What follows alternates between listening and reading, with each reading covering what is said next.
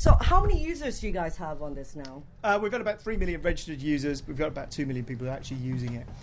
We've had maybe 1.8 million Android installs, I think. So we've got a lot, but we've only really just started this viral growth.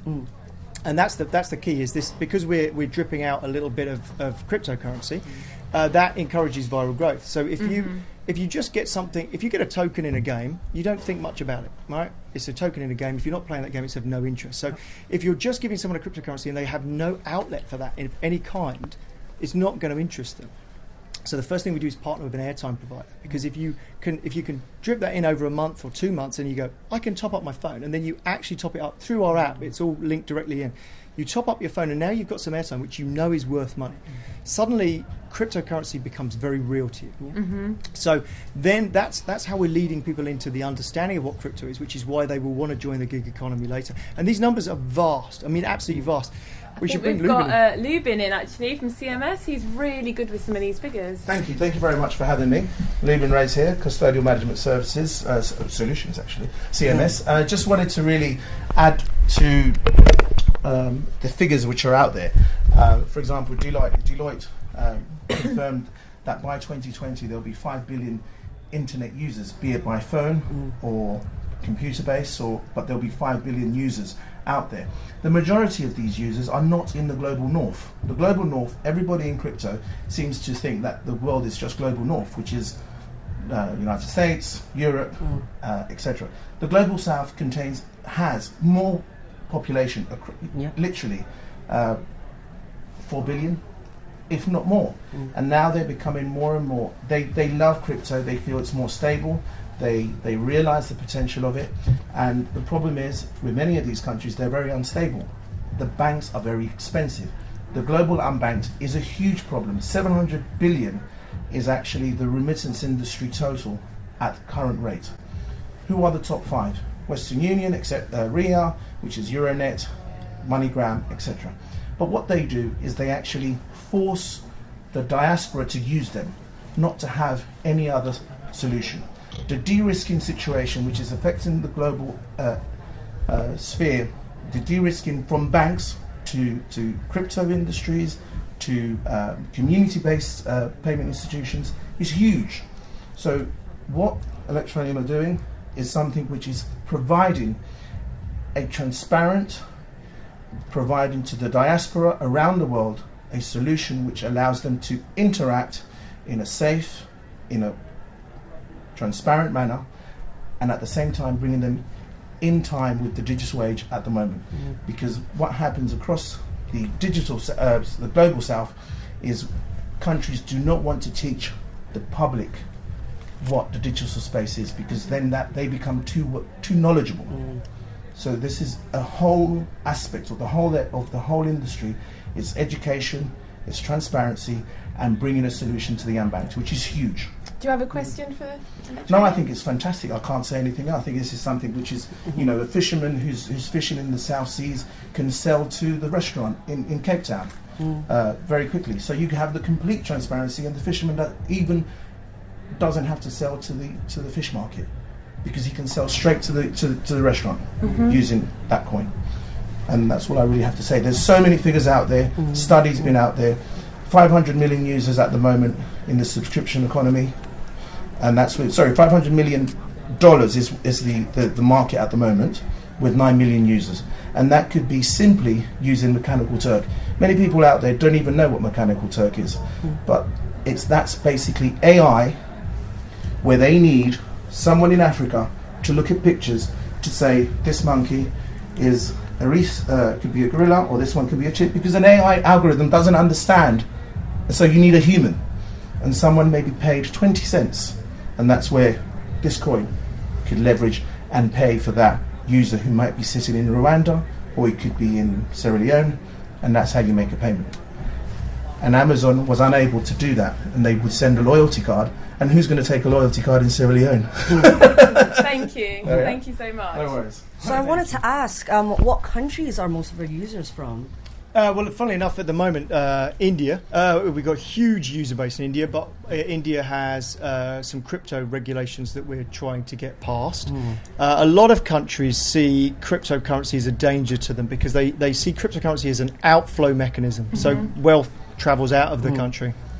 And frankly, I don't think we've ever come across any government, and we're talking to a number, that understand that, until we speak to them, that actually crypto can be a source of wealth. So it can actually bring wealth into the country. And once they get their heads around that, and from our point of view, we're also working on some legal frameworks. All of your e-money projects that you've seen, like M-Pesa, etc., they all have a reporting standard to the authorities.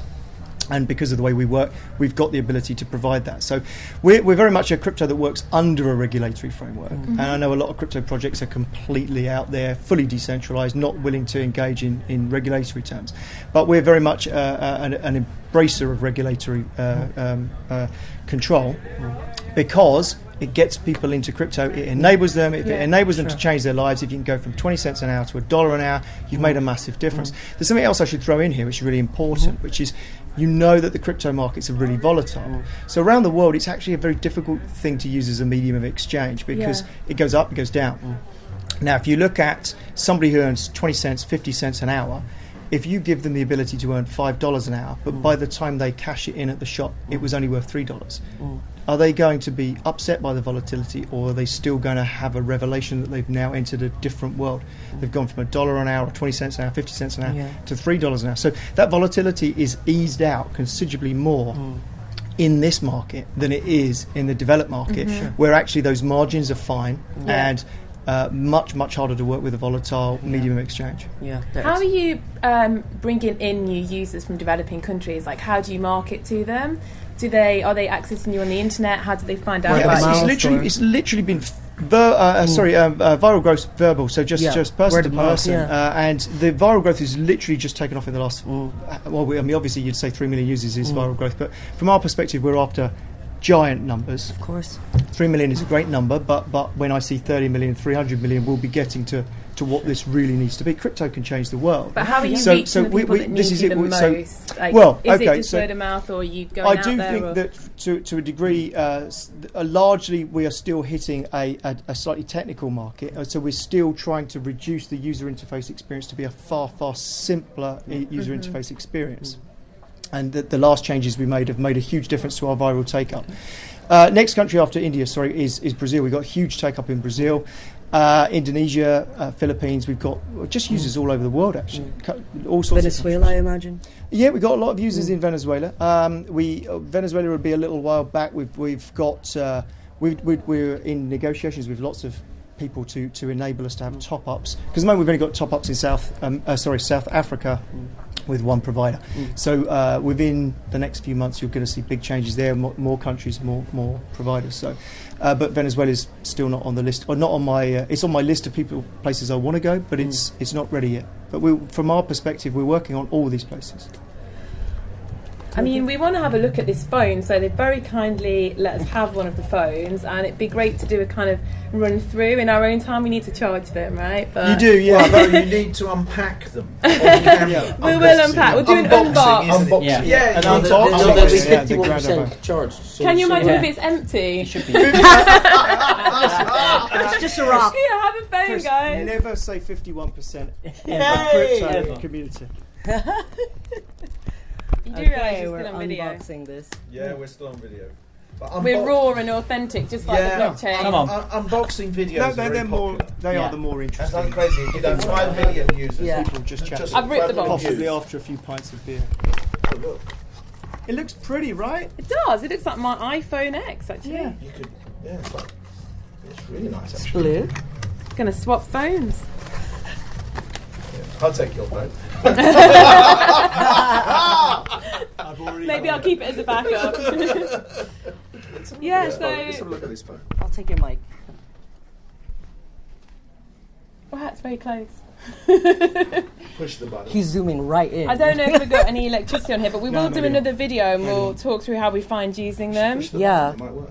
Push the button. So, what's special about these phones? Oh, well, there's not a great deal that's special in real terms. I mean, you can see it says the phone that pays you back. What we've actually made these for is because crypto quite often is perceived with skepticism. And wherever we are on the ground in these places, people need to understand that the Electroneum brand is a brand they can trust. Now, all of these places have great trust in the manufacturer brands. They understand that it's not a small thing to become a manufacturer and have a phone made and have this stuff manufactured. So as such, you are establishing trust of the brand by having this piece of equipment. And from our point of view, we're not trying to make any money. We make 50 cents a unit or something when we're bulk shipping these. Yeah. Whereas other manufacturers are trying to make a profit from the hardware sale. Yeah. We just want to onboard massive users. profit, right? I don't believe my don't want to name brands, but my phone costs as much as I think you already named it earlier. no, I didn't name the model. Different one, The model. my backup phone. Yeah. Yeah. I mean, Oh, it's the extortionate. markups, yeah, absolutely incredible. And so by taking that away and just pushing it out to people at whatever it is, that enables people to get it at a very low cost. Sure. So where's your profit coming from? Well, what later? I mean, at the moment we're like a Twitter or a Facebook, so we're building everything based off our ICO round. Just to clarify that from a legal perspective, we did not raise $40 million. We didn't raise money. What we did is we had a token sale. So we sold our tokens for other tokens, which would be Bitcoin and Ethereum. And the value of Bitcoin and Ethereum goes up and down, but we cash it as we need it for the project.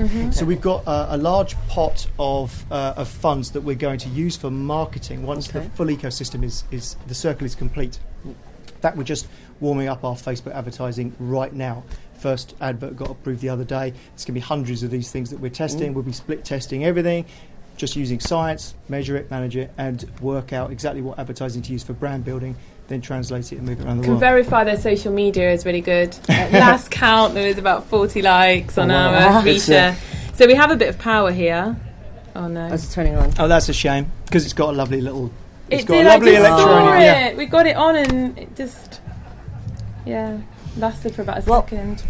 Yeah, that's great chatting with you guys today. We'll do another video. We'll do a walkthrough. Yeah, we will have to. Can I?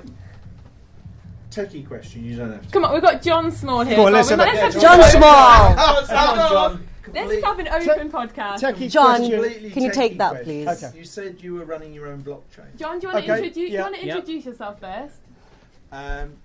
John Small, techie. Working on your own. Questions. Yeah, I'm working on my own blockchain project. So when you said you were running your own blockchain project, that immediately meant that I had to ask you a question about what it is. Actually, it's a fork of Monero. So we chose Monero because they've got a great team. They've got a great bunch of developers that have made a very stable platform. Sorry if you can't hear me. So we looked at their code base and we looked at what it did. Now, fundamentally, the main reason that we liked it at the time when we were looking for a base blockchain to work with, because we've made quite substantial changes since then, but when we first forked and made our own Electroneum blockchain from the Monero blockchain, we looked at it because they had something called dynamic block size. So we knew we want mass transactions and mass users. That's my phone quacking. That's embarrassing. Really are live. So ignore the quacking.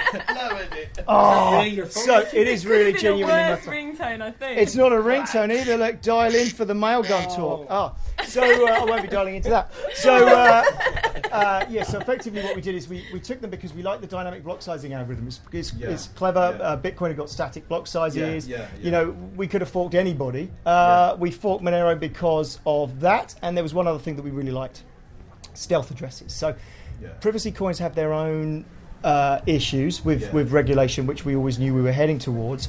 But one of the things that I'm very passionate about is the fact that you should not be able to look into somebody else's wallet and see what they've got. So I can't look into your bank account, I can't look into your wallet, but with Bitcoin you can. So we didn't really want that. But we liked Monero's stealth address system, and we're going to be keeping that certainly. So you guys blockchain agnostic? Like, would you move if you felt someone else suited you better, or are you? It would be exceedingly difficult to move away from Monero because of the nature of the privacy part of it. The privacy part. So it would be exceedingly difficult. It's feasible. It's feasible, but we don't need to. We've got some changes coming that you're going to see in the next few weeks that are in our next fork, and they are quite radical. We've already taken out most of the privacy functionality except the stealth addresses. So we are we're lightening the load somewhat in terms of mathematics, and Monero is there for that. So if you want a privacy coin, you don't use us, you use Monero, right? That's what it's there for. And we're not trying to compete. We're just giving a tip of our cap to say, you did a great job, you made an amazing thing, and so as such, we've gone off in our own direction with theirs as a base code, which is very frequent, by the way. I might say in this world. So Litecoin was a fork of Bitcoin, and these projects fork from each other. So they take something and then they add to it. So this is not an unusual that thing. you appreciate. Scaling. Obviously, you've got to scale up to enough to support billions of users. Yeah, well, everybody has that same problem, right? Scaling is a difficult thing to do in blockchain terms. We have a few things coming. The next update that you're going to see makes quite a difference to the way we're going to scale. But also, at the moment, we haven't got the demand, and demand largely breeds, requirement is the mother of all inventions. I don't think I've quoted that right. I may be too many beers in. But you get the idea that actually there's always a way to do these things. Yeah. Largely, our system is used in our own custodial wallet system. So it is feasible that we could keep some transactions, a bit like Lightning Network, you can keep them off-chain and then put them on-chain later on, or the bits that need to go on-chain could go on-chain. So there are things we can do to scale this. But our instant payment system that is instant ring-fences the person's wallet because it's a custodial system. So we ring-fence that. So if you have £100 worth of ETN and you say in a shop, bleep, I want to buy £10 worth of stuff, our API instantly says, yep, you can walk out. So you walk out with your goods instantly. And then, a bit like when you scan your Visa and it goes bleep on the thing, they haven't got the money right then, but Visa know that it's going to be on the way, and that's what we do. So we ring fence the £10, so you could now spend £90 out of your wallet elsewhere, but you couldn't spend that £10. And then our system puts it onto the blockchain in good time, and it gets to the vendor. Okay. So I mean, at the moment, we're still way faster than Visa. I mean, that you'll get your ETN, the vendor gets the ETN in 20 minutes, 40 minutes. Which is better than a few days. But the instant payment part is the exciting part, because if you jump out of a cab and you scan their QR code and pay for the cab, it's instant. He gets a notification, oh, yep, I can jump out of the cab. He knows that the ETN's on the way, and he can spend that ETN on something else. So I've got a little challenge for you. In one sentence, how are you going to sell this phone to people who've never heard of cryptocurrency? Wow. Okay. Well, the thing on the box, one thing you'll learn is there's never one sentence from me. We asked the wrong person. This is the challenge, right? We should have asked him. I give you 2 sentences. Two sentences. Yeah. Can they be really long with a lot of ands? No. No and commas. Parenthesis is my middle name. So ultimately, what we're doing is brand building here. So to sell them the phone just has to be a low-cost, good quality phone. That's all it has to be. I think that's definitely a sentence. Yeah, okay. Come on. And it's blue! Yay! Second sentence. Come on. No, we've looked at the competing products, and the competing products are sold by the people that sell them because they've got the biggest margin. If you give them a phone that can have an equally good margin with a better selling point, this has got to be your sales pitch. This phone, this phone because in 2 sentences. Well, of course, the people that are watching this aren't your target audience to buy the phone. That's the reality. The people that are watching this are going to be buying a Samsung or an iPhone. But the phone that pays you back is an intriguing title, and if that just gets people to question what does that mean and start to understand what the Electroneum project is about, and then they download and they start getting some free Electroneum, and then they top up their airtime and they understand that crypto has a value in the real world and can be used, and then we have them because we've got access to them there. So if we can then introduce them to the digital economy, and remember, it might not be them either. It might be that they're the next generation coming up through goes, because they're the more digitally savvy. But certainly the youngsters that are out there in these countries are so digitally savvy, it's ridiculous. Far more than you expect, actually. Yeah. So I think that that it will sell itself in that what it's there for is to be brand building, and it is not there for us we don't want to ship 1 million phones a month. That's not what we're trying to do. We're just trying to make sure that it sits there and people have an understanding that the Electroneum brand is a trustworthy brand that they can deal with. And final question from me anyway, what are your spin-off ideas? Have you got any extra things that you feel you can add, like apps? Like, what's the future? Yeah. Oh long-term gosh. goal? Yeah. Don't even get me started. That's not No, it's all right. I won't. I'm not answer, going is it? We have quite a lot of things coming. Yeah. We've Games? Integration into games. You've already seen a couple just recently, actually. So look, integration into games. It's a payment token. The idea is that ETN can be used in anything. It can be integrated. The transaction costs in ETN are insanely low, massively low compared to Bitcoin. So you could transfer $1 for a fraction of a cent. You can transfer $100,000 for a fraction of a cent in terms of value. So in terms of micropayments, it's a really, really ideal situation for micropayments because of instantaneousness. If you're in a game and you want to buy something, you scan a QR code, hit the button, the game can continue. You've instantly got the package. That's the critical part. Cryptocurrencies that rely on a consensus that's great, but people don't want to wait 20 minutes. There you go. The phone's turned on. You're energetic. Oh my gosh, it's midnight, So, guys. I have I've energized it. We need to finish this interview. It's We should have midnight. been in bed a long time ago. Yeah. So you're not relying on consensus. No, sorry. So our actual blockchain does rely on consensus. So, Yeah. but remember the instant payment part, which is in our. Yes. So we're not dissimilar, I suppose, to an exchange. We've got loads and loads and loads of wallets that we control the private keys to. Yes. Now we've got a system that makes it very easy for people to put their ETN into cold storage. Yes. So if people are worried about our custodial system, and let's be absolutely frank, if everybody in the world trusted the exchange that they're in, or any custodial system, you'll find that there are problems, right? Yes. So we have the most ridiculous, we are so security conscious, it's crazy. We've got HackerOne constantly trying to hack into our system, and we pay them to do so. Yeah. So we're very security conscious. But should the worst happen and somebody got access to our system, we have given facility for people to put their ETN into cold storage. But remember, we're not a speculative platform for Bitcoin. Like, people are buying hundreds of thousands of pounds worth of Bitcoin and speculating. Most of the people that are on our network have dollars worth of ETN. Yeah. So whilst to these people that would be a loss, it's not quite the same as when an exchange gets hacked and someone loses their $500,000 float of whatever it is.